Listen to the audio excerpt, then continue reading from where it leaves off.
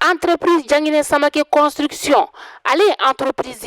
entreprise mini analendo maliendenw ni tungarangew lafiyali kama sojoko la maa min be yen nɔ i ka dugukolo b'i bolo i b'a fɛ k'a jɔ k'a sɔrɔ i ma tɔɔrɔ i ma degun ni k'a sɔrɔ a la i jigi kɛ entreprise DSC Construction ale a bɛ nimisi wasa ni ka o d'i ma dugukolo b'i bolo a plan bɔcogo o t'i kɔnɔ entreprise Jangine Samake Construction bɛ so plan ni ka olu bɔ BTP u b'o kɛ o bɛ topographie ni ka o fɛnɛ kɛ o t'a bannen dɛ maa min bɛ yen nɔ ko so jɔlen bannen b'i bolo luwansew de b'a kɔnɔna la i tɛ fɛ i ni luwansew ka se ɲɔgɔn ma so sarako la o tuma la entreprise Jangine Samake Construction bɛ taa i ka so luwansew minɛ ni ka n'a d'i ma fo i sigiyɔrɔ la ka sɔrɔ i ma gɛlɛya ni ka o sɔrɔ a la aw maa minnu fɛnɛ bɛ yen nɔ aw bɛ fɛ k'aw ka so k'a jɔ ka kɛ villa simple ye k'a kɛ étage duplex ye ka plan ɲɛnamaba bɔ a la entreprise Jangine Samake Construction u nalen don o bɛɛ lajɛlen kama o tuma la sa aw bɛ ka mun de kɔnɔ n'a t'u ka nɛgɛjuru sira ni ka o banba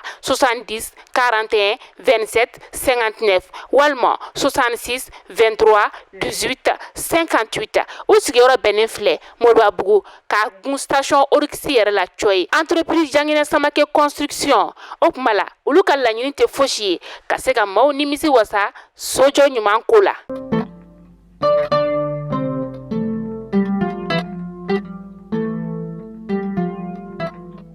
Ami sibiri la bi juin kalo tile fɔlɔ san 2024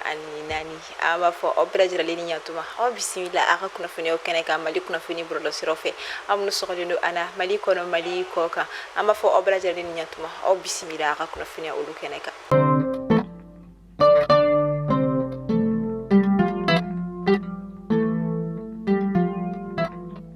Kunnafoni daminɛ la fɛn min ye Senegali jamana ɲɛma Basiru Jomayi Fayi ale bɔlen kɔfɛ an ka jamana kɔnɔna la min na a ka tagama senfɛ ani an ka jamana ɲɛma kumara Colonel Asimi Goita o kumara fɛn caman kan tagalen kɔfɛ kumaw kɔni da y'a yira k'a fɔ o kumara fɛn minnu kɔ de bɛ tali kɛ jamana fila ni ɲɔgɔn cɛ baraɲɔgɔnya n'o bɛ tali kɛ jagoko ta sira fɛ fo ka taga se lakanako ma ani an ka jamana segili ka taa CEDEAO kɔnɔna la o de kɔni kɔfɛ Basiru Jomayi Fayi kɔni segilen kɔfɛ a kunnafoniyaw kɔni yira la k'a fɔ ko fɛn min ye Senegali jamana ɲɛma a b'a laɲini an ka jamana ba Mali b'a fɛ ko a ka segin a ka fɛn min ye a ka décision ni o kɔni kun ye a ye ŋaniya min ta CEDEAO ko kɔni fanfɛla fɛ a ka o lajɛ hali bi ka da kan CEDEAO kɔni Mali de kɛra a sigibaga ye a sigila Mali de la o kama ko Mali ka a lajɛ cogo wɛrɛ a ka se ka fɛɛrɛ kɔni sɔrɔ walasa a bɛ se ka sigi ka na a ka jɛkulu kɔnɔna la. Tun ye juma ye mais kalo tile 31 san 2024 mais kalo tile 31 o la ɲɛnamayalen no diɲɛ fantan ani naani bɛɛ lajɛlen fɛ ka ta ka tɔgɔ da ko journée mondiale de la lutte contre le tabac ni o kɔni don min talen no ka a ɲɛsi fɛn min cigarette ale ni a ɲɔgɔnna wɛrɛw kɔni tali o kɛlɛli ma o de kɔni hukumu kɔnɔna la a la ɲɛnamayara an ka jamana fantan ani naani bɛɛ lajɛlen fɛ min yɛrɛ kɔnɔna ɲinata sigi kun tɛ dɔwɛrɛ walasa ka se ka mɔgɔw kɔni lafaamuya ka ɲɛfɔli kɛ mɔgɔw ye fɛn min cigarette mi yɛrɛ kɔni a kɔlɔlɔ a dekun olu kan an ka kɛnɛ tigɛ mɔgɔw olu ka jateminɛlu kɔni ye a yira k'a fɔ ko hali n'a sɔrɔla a ɲɛfɔra ka sɛgɛn a ɲɛfɔra hali bi a bɛ ka ɲɛfɔ ka taa fɛ n'i ye a lajɛ cigarette kɔni ale mini bɛ ka kɛ an ka jamana kɔnɔna la n'i ye maa dɔw ɲininka olu b'a fɔ ko olu ta u b'a min ko barisabula ni u kunkolo kɔni kalayara ni ko dɔw ye u dekun u b'a min walasa u kɔni bɛ se ka miiriya jɛlenw sɔrɔ cogoya min na dɔw yɛrɛ ta u b'a min kameliya la nka a mana kɛ togo togo a bɛɛ ye kɔlɔlɔ kelen ni o kama nin don kɔfɔlen kɔni kɔnɔna la ɲɛfɔli bɛ ta ka kɛ mɔgɔw ye minnu b'a min ani minnu t'a la walasa ka se ka u jala siran ka bɔ a kɛli kɔni ye. An bɛ taa bila cercle kɔnɔna la fɛn min ye bila sigibagaw ye olu kɔni ye damakasili kɛ ka taa an ka jamana faamaw kɔni yɔrɔ ko u kɔni bɛ laɲini min kɛ o de ye fɛn min ye césarienne ni o ye opération ye min kɔni bɛ kɛ musolakaw la minnu kɔni ka jigiliw ma nɔgɔn ko o ka se ka kɛ fu ye ka d'a kan ko ni ye a tagala ye césarienne kɔni min bɛ kɛ bila kɔni marabolo kɔnɔna la a wariw de bɛ sara ko fɛɛrɛ ka se ka sɔrɔ walasa a bɛ se ka kɛ fufu i n'a fɔ a bɛ jamana fantɔw la cogo min.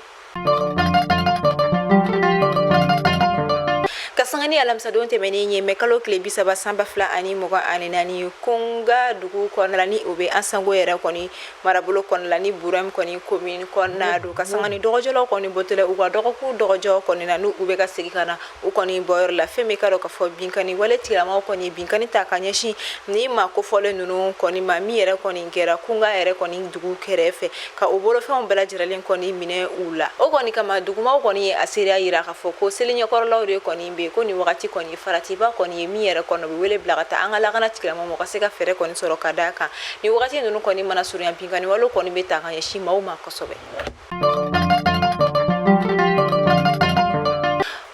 Alamisa kelen na kalo tile 30 fɛn min ye Bankasi cercle kɔnɔna la kɛrɛnkɛrɛnnen la a dugu min ko Orokunta o dugu kɔnɔna la fɛn min ye maa marifatigi bugunatigɛbali dɔw kɔni nana ka na fɛn min ka dɔn k'a fɔ dugu kɔnɔna la ka u ka sennaanimafɛnw ni o kɔni ye baganw ye ni o bɛ tali kɛ misiw la ani sagaw fo ka taa se baw kɔni ma ka olu bɛɛ lajɛlen kɔni gɛngɛn ka taga ni u ye dugumaw kɔni ye a yira k'a fɔ ko nin bɛna kɛ a siɲɛ filanan ye kalo kelen kɔnɔna la ni waleya kɔni ka ta ka ɲɛsin u ma ka d'a kan ka bɛn ni karidon kɔni ye kalo tile 26 sanba fila ani mugan ani naani u nana fɛnɛ tuguni ka dɔn k'a fɔ Sagadala dugu kɔnɔna la ka olu fɛnɛ ka baganw bɛɛ lajɛlen dɛndɛn ka taga ni u ye o tile naani u segila ka na tuguni ka na Orokunta fana kɔnɔna la ka na olu fɛnɛ ka misiw ni u ka sagaw fɛnɛ gɛn ka taga n'u ye.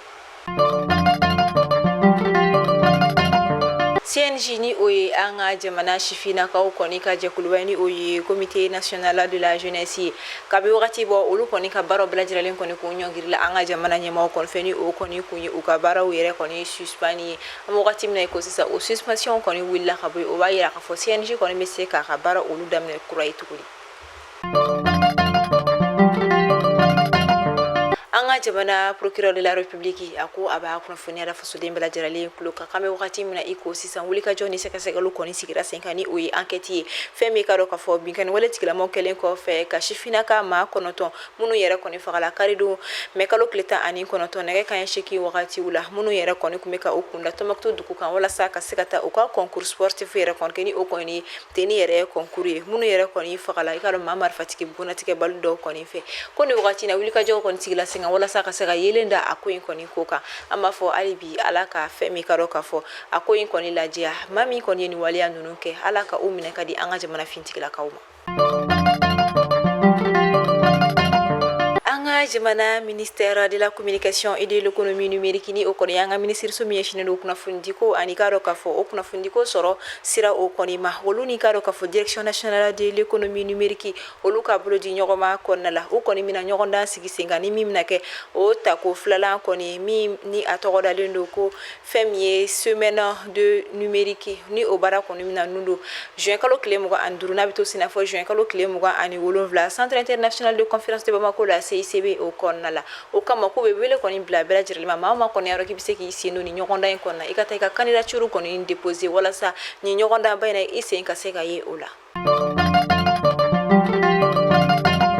Ko n'i y'i bolo kelen kɔrɔta k'i mago tɛ mɔgɔ la k'i kana ɲinɛ a ka kelentɔ fɛnɛ fara kan ko mɔgɔ mago t'i la Mali kunnafoni mago bɛ a lamɛnbaga bɛɛ lajɛlen kelen kelen na ni ne bɛ dansi kɛ aw ka bi kunnafoniyaw la an b'a fɔ aw ni ce a ka lamɛnli ko ɲuman na aw k'an bɛɛ tɛnɛn don ni ala ma basi kelen ni aw la ala k'an si jɔ kɔnɔ ala k'an ka jamana basigi ala k'an ka jamana sankɔrɔta hali